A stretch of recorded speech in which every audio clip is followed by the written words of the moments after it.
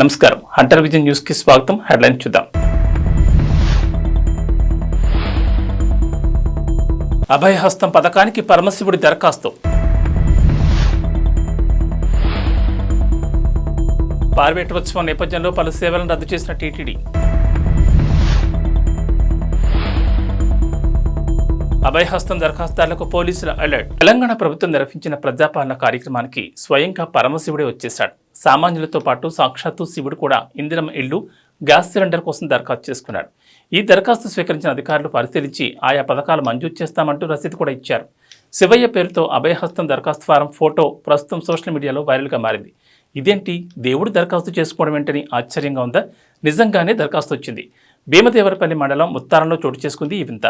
ముత్తారం గ్రామానికి చెందిన ఏనుగు వెంకట సురేందర్ రెడ్డి ఈ దరఖాస్తును అధికారులకు అందజేశాడు. కుటుంబ యజమాని కాలంలో శివయ్య పేరును, కుటుంబ సభ్యుల వివరాల కాలంలో భార్య పార్వతీదేవి, కుమారుడు వినాయకుడు, కుమారస్వామి పేర్లను రాశాడు.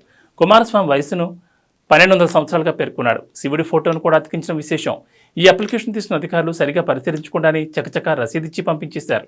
సోషల్ మీడియాలో ఫోటో వైరల్ కావడంతో ఆదివారం విచారణ జరిపారు. సర్పంచ్ శాంతికుమార్, పలువురు పెద్దలు సంబంధిత వ్యక్తిని పిలిపించి మాట్లాడారు. దీనిపై వెంకట సురేందర్ రెడ్డి విచారం వ్యక్తం చేస్తూ పొరపాటుగా జరిగిందని మన్నించాలని లిఖితపూర్వకంగా కోరాడు. తిరుమల శ్రీ వెంకటేశ్వర స్వామివారి ఉత్సవాల కారణంగా తిరుమల తిరుపతి దేవస్థానం పలు సేవలు రద్దు చేసింది. సంక్రాంతి సందర్భంగా 14న శ్రీ గోవిందరాజుల స్వామివారి ఆలయంలో భోగితేరు, 15న మకర సంక్రాంతి పండుగ నిర్వహిస్తారు. 14న సాయంత్రం 5:30 నుంచి రాత్రి 7 గంటల వరకు శ్రీ ఆండాళమ్మవారు, శ్రీకృష్ణ స్వామివారిని భోగితేరుపై కొలువుదీర్చి ఊరేగిస్తారు. 16న పార్వేటోత్సవం నిర్వహిస్తారు.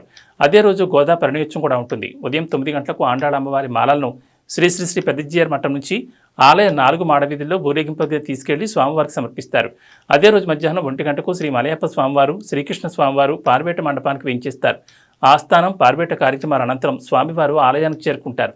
ఈ నేపథ్యంలో 16న శ్రీవారి ఆలయంలో నిర్వహించాల్సిన అష్టాదళ పాద పద్మారాధన, కళ్యాణోత్సవం, ఊంజల్ సేవ, బ్రహ్మోత్సవం, సహస్ర దీపాలంకరణ సేవలను టీటీడీ రద్దు చేసింది.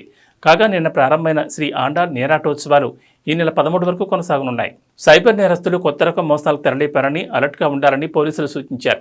రాష్ట్ర ప్రభుత్వం నిర్వహించిన ప్రజాపాలనలో అభయహస్తం దరఖాస్తుదారులను టార్గెట్గా చేసుకుని సైబర్ అటాక్స్ జరుగుతున్నాయని హెచ్చరించారు. దరఖాస్తుదారులకు ఫేక్ ఫోన్ కాల్స్ వస్తున్నాయని చెప్పారు. అభయహస్తం దరఖాస్తులకు ఒక ఏటికాడు ఫోన్ చేసి మీకు ఇందిరమ్మ ఇళ్లు, రేషన్ కార్డు, గ్యాస్ సిలిండర్ మంజూరైందని చెప్తారని వివరించారు. దరఖాస్తులో పేర్కొన్న వివరాలను చెప్పి నమ్మిస్తారని, ఆపై ఫోన్కు ఓటీపీ వచ్చిందని ఆ నెంబర్ చెప్పాలని అడుగుతారన్నారు. పథకం వచ్చిందని నమ్మి ఓటీపీ చెబితే మీ ఖాతాలోని సొమ్ము మాయమవుతుందని హెచ్చరించారు. మొబైల్ ఫోన్కు వచ్చే ఓటీపీలను ఎవరికీ షేర్ చేయొద్దని పోలీసులు సూచిస్తున్నారు.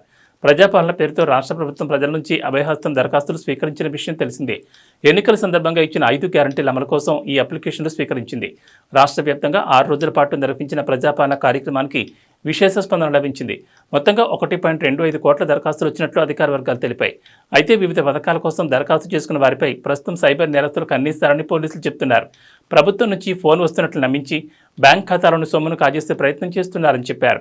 చెన్నైలో ఈ ఉదయం అకస్మాత్తుగా కురిసిన భారీ వర్షం నగరాన్ని అస్తవ్యస్తం చేసింది. ఎక్కడికక్కడ భారీగా ట్రాఫిక్ జామ్లు ఏర్పడ్డాయి. భారీ వర్షం కారణంగా నాగపట్నం, కిల్బేలర్ తాలూకా, విల్లుపురం, కడలూరు జిల్లాలో విద్యా సంస్థలకు సెలవులు ప్రకటించారు. అలాగే కల్లకురిచి, రాణిపేట, వెల్లూరు, తిరువണ്ണామలైలోనూ స్కూళ్లకు హాలిడే ప్రకటించారు. భారీ వర్షం కారణంగా రోడ్లపైకి నీళ్లు చేరడంతో ట్రాఫిక్ నత్తనడకన సాగుతోంది. చాలా ప్రాంతాల్లో ట్రాఫిక్ జామ్ కావడంతో ప్రజలు ఇబ్బందులు పడుతున్నారు. వచ్చే వారం రోజులు తమిళనాడులో విస్తారంగా వర్షాలు కురిసే అవకాశం ఉందని భారత వాతావరణ శాఖ తెలిపింది. రాష్ట్రంలోని 10 జిల్లాల్లో నేడు భారీ వర్షాలు కురుస్తాయని అంచనా వేసింది. చెన్నై, చెంగల్పట్టు, కాంచీపురం, మైలదుత్తరై, నాగపట్టణం, తిరువూరు జిల్లాలతో పాటు కరైకల్లోని ఓ మాదిరి వర్షాలు కురిసే అవకాశం ఉందని తెలిపింది. హిందీ భాషపై విలేకరు ప్రశ్నలతో తమిళ హీరో విజయ్ సేతుపతి ఆగ్రహానికి గురయ్యారు. పదే ఒకే ప్రశ్న అడగొద్దంటూ అసంతృప్తిని వ్యక్తం చేశాడు. విజయ్ సేతుపతి, కత్రినా కైఫ్ హీరో హీరోయిన్లుగా రూపొందిన మెర్రీ క్రిస్మస్ జనవరి 12న దేశవ్యాప్తంగా విడుదల కానున్న విషయం తెలిసిందే. ఈ మూవీకి శ్రీరామ్ రాఘవన్ దర్శకత్వం వహించారు. కాగా జనవరి 7న చెన్నైలో చిత్ర ప్రచార కార్యక్రమంలో విజయ్ సేతుపతి, కత్రినా కైఫ్, శ్రీరామ్ పాల్గొన్నారు. ఈ సందర్భంగా ఓ విలేకరి దక్షిణాదిలో హిందీ భాషపై పలు ప్రశ్నలు సంధించారు.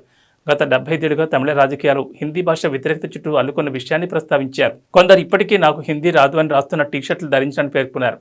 దీనిపై విజయ్ సేతుపతి ఘాటుగా స్పందించారు. ఓ భాషగా హిందీని ఎవరూ వ్యతిరేకించలేదని తెలిపారు.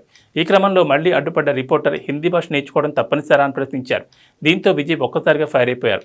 మీరు ఇదే ప్రశ్న అమీర్ ఖాన్ అడిగినట్లు నాకు గుర్తు. అదే ప్రశ్నను మీరు మళ్లీ ఎందుకు అడుగుతున్నారు? హిందీ భాషకు మేము వ్యతిరేకం కాదు. ఆ భాషను తప్పనిసరి చేయడంపైనే మా వ్యతిరేకత. ఈ రెండింటి మధ్య తేడా ఉంది. అనేక మంది ఇప్పటికే హిందీ నేర్చుకుంటున్నారు. ఎవరూ ఈ భాషను వ్యతిరేకించడం లేదు. మీది అనవసరమైన ప్రశ్న. హిందీ నేర్చుకోవద్దని ఎవ్వరూ అనట్లేదు. ఈ విషయమే మంత్రి త్యాగరాజన్ కూడా వివరణ ఇచ్చారు. ఓసారి అది చూడండి అని విజయ్ ఫైర్ అయిపోయారు. ధరాబాద్ ప్రజాభవన్ వద్ద ఇటీవల ఓ కారు బీభత్సం సృష్టించిన సంగతి తెలిసిందే. అయితే ఆ కారులో ఉన్నది బోధన్ మాజీ ఎమ్మెల్యే షకీల్ కుమార్గా పోలీసులు గుర్తించారు. ఆ తర్వాత అతను దుబాయ్ పారిపోయాడు. ఆ ఘటన మరొకముందే హైదరాబాద్లోని కేబీహెచ్బీ కాలనీ ఫోరం మాల్ సర్కిల్లో ఆదివారం అర్ధరాత్రి మరో కారు బీభత్సం సృష్టించింది. గ్రజిరెడ్డి అనే యువకుడు రాంగ్ రూట్లో అతివేగంగా కారు నడుపుతూ ద్విచక్ర వాహనంపై వెళుతున్న వారిని ఢీకొట్టాడు. ఈ ఘటనలో బైక్పై ప్రయాణిస్తున్న ఇద్దరికి తీవ్ర గాయాలయ్యాయి. ప్రమాద సమయంలో కారులో అగ్రజిరెడ్డితో పాటు కార్తీక్, తేజ్ అనే యువకులు కూడా ఉన్నారు. వీరు గచ్చిబౌలిలోని ఓ పబ్లో పార్టీ చేసుకుని ఇంటికి వెళ్తుండగా ఈ ప్రమాదం జరిగింది. ప్రమాదానికి కారణమైన అగ్రజిరెడ్డి బీఆర్ఎస్ నేత మాజీ మంత్రి ఇంద్రకరణ్ రెడ్డి మేనల్డ్ అని తెలుస్తోంది. స్థానికుల సమాచారంతో ఘటనా స్థలానికి చేరుకున్న కేపీహెచ్బీ పోలీసులు అగ్రజిరెడ్డికి డ్రంక్ అండ్ డ్రైవ్ టెస్ట్ చేయగా 90 పాయింట్లు వచ్చాయి. దీంతో అతడు మధ్యమతిలో వాహనం నడిపినట్లు గుర్తించి పలు సెక్షన్ల కింద కేసు నమోదు చేశారు. ప్రజాప్రతినిధుల వారసులు ఇలా మితిమీరిన వేగంతో ఇష్టారీతిగా వాహనాలు నడుపుతుంటే రోడ్లపై తిరగాలంటేనే భయమేస్తోందని ప్రజలు ఆగ్రహం వ్యక్తం చేస్తున్నారు. ఇలాంటి వారిపై కఠిన చర్యలు తీసుకోవాలని డిమాండ్ చేస్తున్నారు. తెలంగాణలో ప్రస్తుతం 6 ఎమ్మెల్సీ స్థానాలు ఖాళీగా ఉన్నాయి. ఈ నెల 29న 2 ఎమ్మెల్యే కోటా ఎమ్మెల్సీ స్థానాలకు ఎన్నికలు జరగనున్నాయి. ఇక గవర్నర్ కోటాలను 2 ఎమ్మెల్సీ స్థానాలు ఖాళీగా ఉన్నాయి. అయితే ఈ స్థానాలకు భారీగా ఆశాభావాలు ఎదురుచూస్తున్నారు. గవర్నర్ కోట ఎమ్మెల్సీ స్థానాలకు సంబంధించి సీఎం రేవంత్ రెడ్డి కీలక ప్రకటన చేశారు. తెలంగాణ జనసమితి అధినేత ప్రొఫెసర్ కోదండరామ్ను గవర్నర్ కోటాలో చట్టసభలకు పంపుతామని చెప్పారు. తక్షణమే ఆయన్ను ఎమ్మెల్సీ చేయాల్సిన బాధ్యత తమపై ఉందని, ఆయన లాంటి వారు సభలో ఉండాలని సీఎం అన్నారు. దీంతో ఓ స్థానంపై స్పష్టత వచ్చింది. మరో స్థానంలో ఎవరిని అభ్యర్థిగా ఎంపిక చేస్తారనేది హాట్ టాపిక్గా మారింది. రెండో స్థానంలో ప్రముఖ విద్యాసంస్థల అధినేత జాఫర్ జావీద్ పేరు ప్రముఖంగా వినిపిస్తోంది. హైదరాబాద్లో ముప్కంజా, సుల్తాన్ ఉల్ ఉలూమ్ లాంటి విద్యా సంస్థలు నిర్వహిస్తున్న జావీద్ జాఫర్ పేరును కాంగ్రెస్ పరిశీలిస్తున్నట్లు తెలుస్తోంది. రాజకీయాలతో సంబంధం లేని వ్యక్తి కావడంతో విద్యారంగం తరపున ఆయనను ప్రతిపాదించాలనుకుంటోంది. గత బీఆర్ఎస్ ప్రభుత్వంలో దాసు శ్రవణ్, కుర్రా సత్యనారాయణను ఎమ్మెల్సీగా ప్రతిపాదించగా గవర్నర్ పెండింగ్లో పెట్టారు. వారిని ఏ ప్రాతిపదికన ఎమ్మెల్సీగా నామినేట్ చేశారో చెప్పాలని గవర్నర్ అప్పటి ప్రభుత్వాన్ని ప్రశ్నించారు. అనంతరం వాళ్ళిద్దరు అభ్యర్థిత్వాన్ని పక్కన పెట్టారు. బీజేపీ తెలంగాణ ఎమ్మెల్యే రాజాసింగ్పై మహారాష్ట్ర షోలాపూర్ పోలీసులు కేసు నమోదు చేశారు. ఆయనతో పాటు మహారాష్ట్ర మాజీ సీఎం నారాయణ రాణే కుమారుడు ఎమ్మెల్యే నితీష్ రాణేపై కూడా కేసు పెట్టారు. మత విద్వేషాన్ని రెచ్చగొట్టేలా ప్రసంగాలు చేశారంటూ వారిపై అభియోగాలు మోపారు. కేసు వివరాల్లోకి వెళ్తే గత శనివారం షోలాపూర్లోని రాజేంద్ర చౌక్ నుంచి కన్నా చౌక్ వరకు హిందూ జన ఆక్రోష్ ర్యాలీ నిర్వహించారు. ఈ కార్యక్రమానికి రాజాసింగ్, నితీష్ రాణేలతో పాటు హిందూ సమాజ నేతలు, స్థానిక ప్రజలు పెద్ద ఎత్తున హాజరయ్యారు. ఈ సందర్భంగా ఒక మతానికి వ్యతిరేకంగా విద్వేషపూరిత ప్రసంగాలు చేశారంటూ వారిపై జైల్ రోడ్ పోలీస్ స్టేషన్లో ఫిర్యాదులు అందాయి. దీంతో వీరిపై ఐపీసీ 153A, 295A సెక్షన్ల కింద కేసులు నమోదు చేశారు. లవ్ జిహాద్ గురించి రాజాసింగ్ వివాదాస్పద వ్యాఖ్యలు చేశారని పోలీసు అధికారులు తెలిపారు. జిహాదీలు, మసీదుల కూల్చివేతపై నితీష్ రాణే మాట్లాడారని చెప్పారు. ఈ నేపథ్యంలో వీరిపై కేసులు నమోదు చేశామని చెప్పారు. ఒకప్పుడు తెలుగు తెరపై తండ్రి కూతుళ్ల సెంటిమెంట్ కథల హవా కొనసాగింది. ఆ తర్వాత కాలంలో ఈ తరహా కాన్సెప్ట్లు ఎక్కువగా రాలేదు. మళ్ళీ ఇప్పుడు అవే తరహాలో తండ్రి కూతుళ్ల ఎమోషనల్ బాండింగ్తో సినిమాలు వస్తున్నాయి. భగవంత్ కేసరి సినిమాలో నిజమైన తండ్రి కూతురు కాకపోయినా బాలకృష్ణ, శ్రీలల అవే స్థానాల్లో కనిపిస్తారు. వారి మధ్య అదే బాండింగ్ ఉంటుంది. ఆ సినిమా బ్లాక్ బస్టర్ హిట్గా నిలిచింది. సిద్ధార్థ్ హీరోగా చేసిన చిన్న సినిమాలో అతను బాబాయ్ అయినప్పటికీ తండ్రి స్థానంలోనే కనిపిస్తాడు. తమిళంలో ఆ సినిమా భారీ విజయాన్ని సాధించగా తెలుగులోనూ మంచి వసూళ్లని రాబట్టింది. ఇక రీసెంట్గా వచ్చిన హాయ్ అన్న సినిమా కూడా తండ్రి కూతుర నేపథ్యంలో వచ్చిన కథనే. ఈ సినిమా తెలుగు రాష్ట్రాలతో పాటు ఓవర్సీస్లోనూ మంచి లాభాలను సొంతం చేసుకుంది. ఇక ఇప్పుడు వెంకటేష్ హీరోగా చేసిన సైన్తో కూడా ఫాదర్ డాటర్ మధ్య సాగే ఎమోషనల్ డ్రామాని. శైలేష్ కోల్ను దర్శకత్వం వహించిన ఈ సినిమా ఈ నెల 13వ తేదీన విడుదల కానుంది. ఈ సినిమాలో వెంకటేష్ కూతురుగా బేబీ సారా పాలేకర్ నటించింది. ఈ సినిమాలో ఆ పాపనే హీరో అని వెంకటేష్ చెప్పడం గమనించాల్సిన విషయం. మొత్తానికి ఈ తరహా కాన్సెప్ట్ల వలన తెలుగు తెరపై మళ్లీ చైల్డ్ ఆర్టిస్టులు కనిపిస్తుండడం శుభపరిణామం. ఎన్టీఆర్, కొరటాల శివ కాంబినేషన్లో దేవర్ సినిమా రూపొందుతోంది. యువసుధ ఆర్ట్స్, ఎన్టీఆర్ ఆర్ట్స్ వారు సంయుక్తంగా ఈ సినిమాని నిర్మిస్తున్నారు. సముద్రం నేపథ్యంలో ఈ కథ నడవనుంది. ఎన్టీఆర్ లుక్ డిఫరెంట్గా ఉండడం, చిత్రమైన ఆయుధాలతో ఆయన పోస్టర్స్పై కనిపిస్తుండడం ఈ సినిమాపై అందరిలోనూ ఆసక్తి పెంచుతోంది.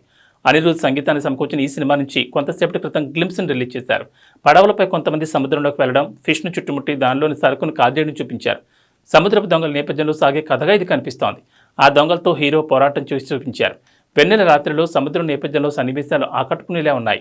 ఈ సముద్రం చేపల కంటే కత్తులను, నెత్తులను ఎక్కువగా చూసి ఉంటుంది. అందుకే దీన్ని ఎర్ర సముద్రం అంటారు అనే ఎన్టీఆర్ డైలాగ్ కంటెంట్పై మరింత కుతూహలాన్ని పెంచుతోంది. జాన్వీ కపూర్ కథానాయికగా నటించిన ఈ సినిమాను ఏప్రిల్ 5వ తేదీన విడుదల చేయనున్నారు. ఇవి బులెటిన్ విశేషాలు. నమస్కారం.